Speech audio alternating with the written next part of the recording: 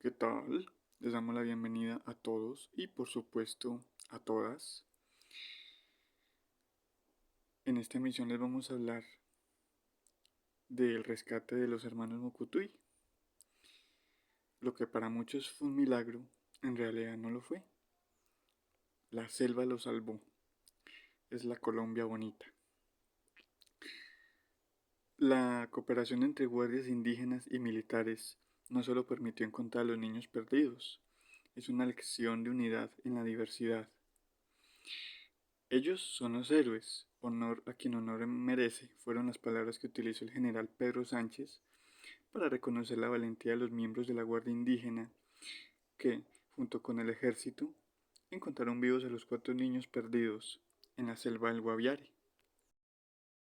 Este episodio digno de una película de Hollywood, que no se nos haga raro verla en poco tiempo, más allá de ser en sí mismo una historia de supervivencia y aventura, ha servido para que como país nos demos cuenta de la fuerza que podemos tener si, como decía Camilo Torres, insistimos en lo que nos une y aplazamos lo que nos separa.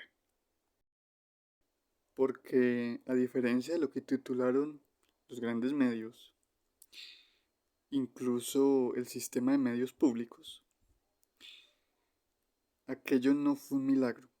Sí fue, por el contrario, una confluencia de factores que son difíciles de interpretar desde Bogotá, pero que revelan el verdadero carácter de lo que somos, una sociedad diversa, mestiza y con la capacidad de ser una potencia de la vida. Lo primero que se nos revela en este episodio es la brutal violencia que padecen las comunidades que habitan en la Colombia real. Los niños y su madre, quien falleció en el accidente, habían abordado la avioneta para reunirse con el padre, quien había tenido que huir de su región, el Araraquara, por amenazas. A su vez, el padre arrastra una penosa historial de violencia intrafamiliar, lo que llevó a que luego del accidente los niños tendieran a esconderse en la selva, por iniciativa de la hermana mayor, Leslie, quien había adquirido experiencia huyendo de los maltratos. Ello, al parecer, hizo más larga la búsqueda. Por otro lado, el accidente no fue por casualidad, pues la avioneta había tenido ya un percance previo y en vez de salir de operación, fue reparada para ser puesta de nuevo en servicio.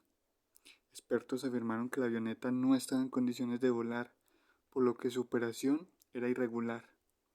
A lo anterior se suma que el piloto, al parecer, no tenía la suficiente experiencia de vuelo. En resumen, una conjunción de causas: violencia, marginación y negligencia institucional provocaron que los niños terminaran accidentados y perdidos en la mitad de la selva. Las habilidades aprendidas por los niños de etnia Muina Murui sin duda les permitieron sobrevivir en la selva durante los 40 días que estuvieron perdidos.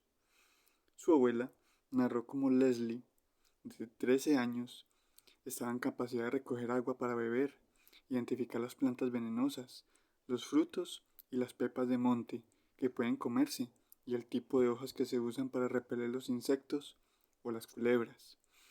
Los conocimientos aprendidos por los niños, sin duda, fueron una herramienta indispensable para sobrevivir.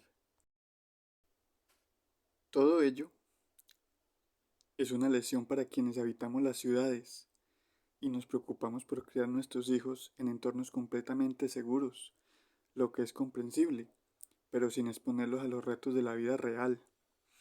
Algo que sin duda parte de la mejor buena voluntad de los padres termina impidiéndoles a los hijos aprender a reponerse ante las dificultades y resolver los problemas.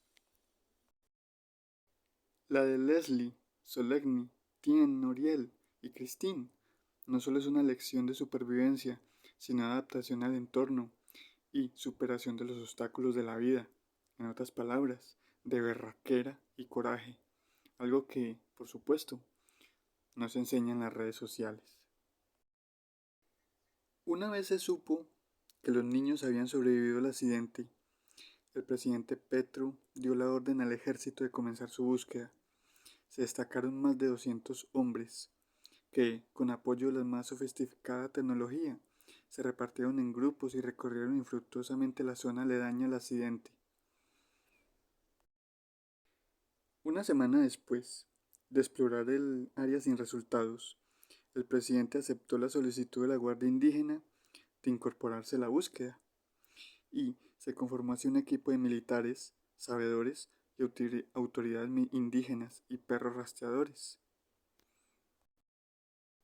Así, los miembros del equipo de la Operación Esperanza pusieron cada uno su experiencia y conocimientos al servicio de la causa de encontrar a los niños. Los militares aportaron su experiencia en terreno y la tecnología y logística necesarias para sostener la operación.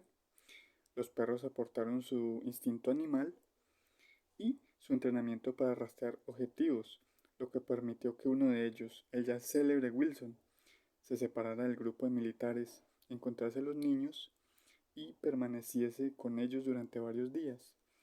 Seguramente el acompañamiento de Wilson fue la fundamental para la supervivencia de los niños. Finalmente, las autoridades indígenas aportaron sus saberes ancestrales y su sensibilidad hacia la selva. Según las declaraciones de los mayores Rubio y Eliezer, la primera tarea fue hacer inteligencia espiritual, con una limpia en la zona del accidente. Una limpia es un proceso espiritual de armonización, donde se le solicita permiso a la selva para encontrar a los niños y se le pide que los devuelva con vida.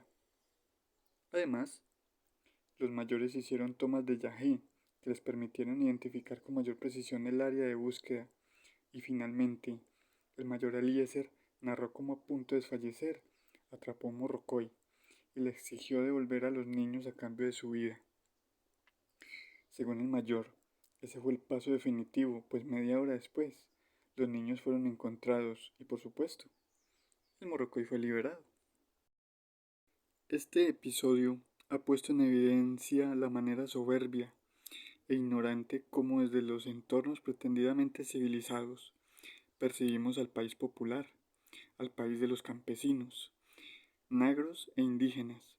La forma de describir la gesta de los niños como una victoria contra la selva revela que nuestra relación con la naturaleza es todavía establecida en términos de dominación y posesión. La selva o nosotros, bien o mal, civilización o barbarie.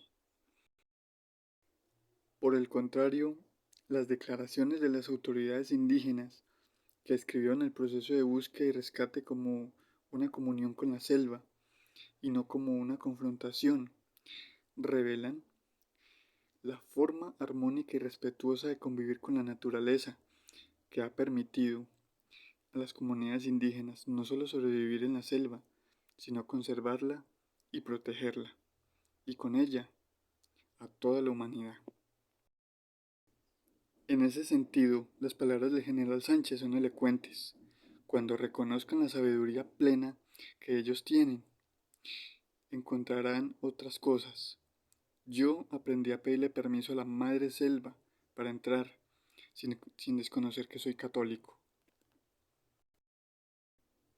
Tal vez lo más significativo de toda esta aventura es que hubo un proceso de encuentro y comunión donde todos quieren participar y aportaron desde sus saberes y a su vez se dieron la oportunidad de aprender y reconocerse en el otro.